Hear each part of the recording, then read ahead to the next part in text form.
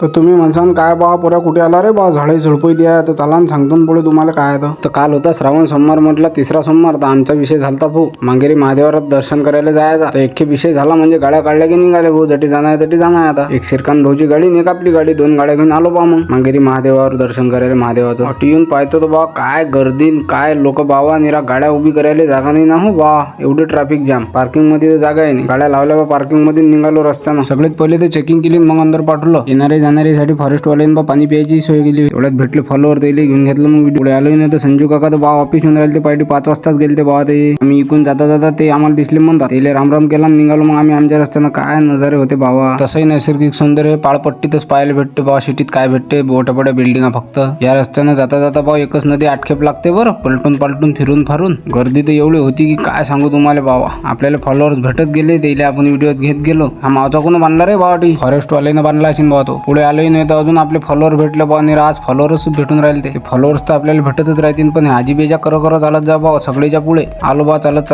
5 kilometre भंडाऱ्याला. वारीच्या महाराजचा भंडारा असते तर बा 4 सोमवार 4 ठिकाणी अलग ठिकाणी लागलो बा. मग आपण भंडाऱ्याच्या लाईनीत, आपल्याला भूकही लागली होती. या महाराजच्या तर्फे असते तो भंडारा. या व्हिडिओचा पार्ट 1 आहे बरं हा, काऊन की व्हिडिओला लंबा होऊन राहिला. आजच्यासाठी एवढं. जय श्री महाकाल.